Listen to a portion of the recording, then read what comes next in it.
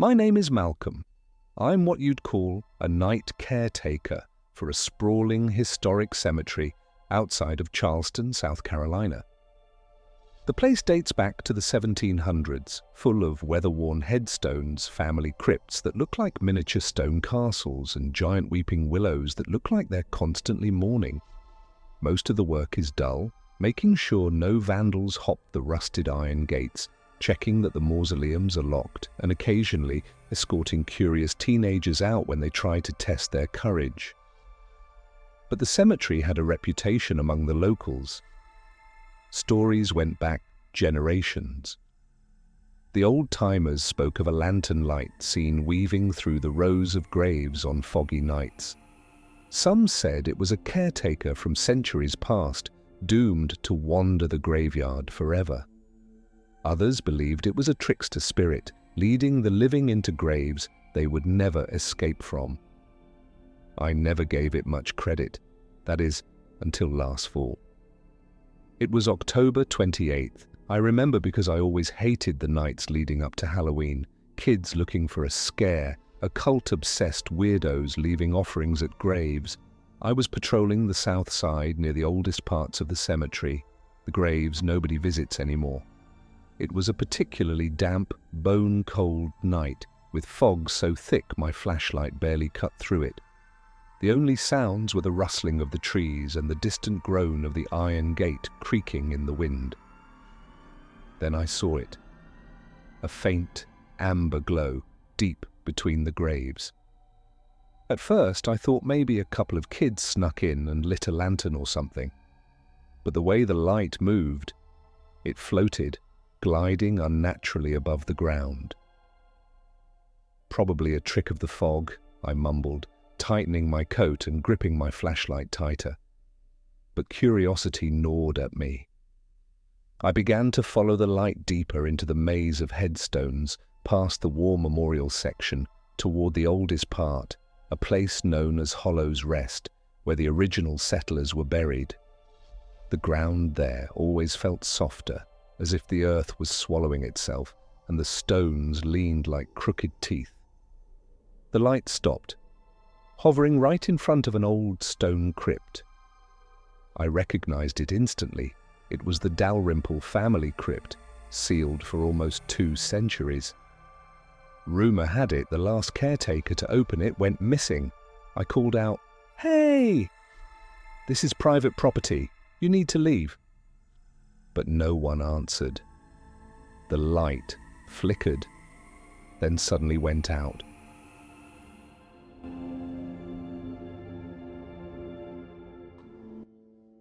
I reached the crypt, and against my better judgment, I placed my hand on the cold stone door.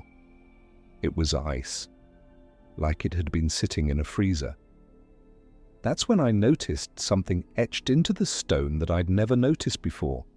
An old engraving of a lantern with flames coming out of the top and bottom, almost as if it were burning 2 ways. Suddenly I heard the crunch of leaves behind me. I turned sharply, flashlight stabbing into the mist. There was no one. But the air shifted, heavy, suffocating, and I felt watched. Like dozens of eyes were pressing in from the darkness. Then, from behind the crypt, a figure stepped forward. A man, but not quite. His clothes were old, wool coat, vest, boots from the 1800s, but his face, dear God, his face, pale, sagging, stretched thin over sharp bones. His eyes were hollow pits, but from inside them, an orange light glowed like dying embers. In his hand, he held a lantern, but the flame inside was black. He raised it toward me. The flame flickered unnaturally, casting no light, only deepening the darkness around him. He opened his mouth, and the words that came out were like nails scraping metal. "Another lost soul for the lantern!" I backed up, stumbling, my flashlight flickering as though the batteries were dying. I heard whispers all around me now, coming from the graves themselves. "Stay! Stay! Stay!"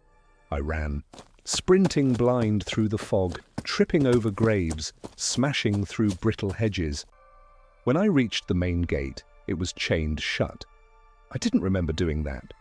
Heart pounding, I fumbled with my keys, hands shaking, but none of them fit. It was as if the locks themselves had changed.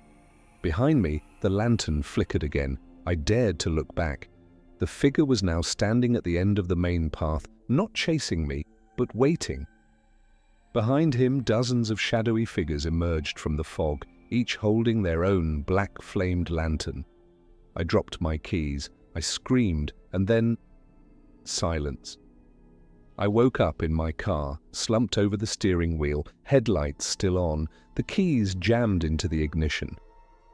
The cemetery gates were wide open. It was daylight.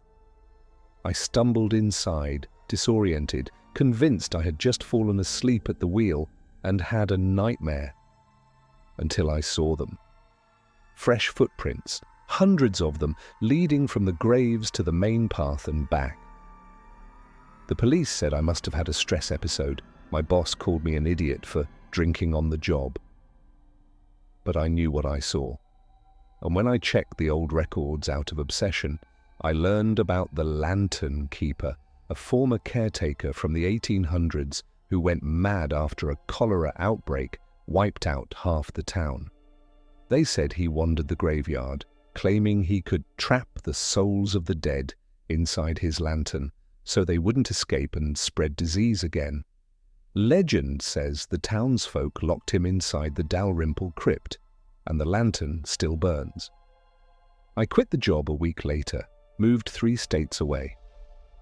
But sometimes when I take the highway at night and the fog rolls in thick, I see that same faint amber glow weaving between the trees along the roadside, and I swear every time I hear those words whispering from the dark, another lost soul for the lantern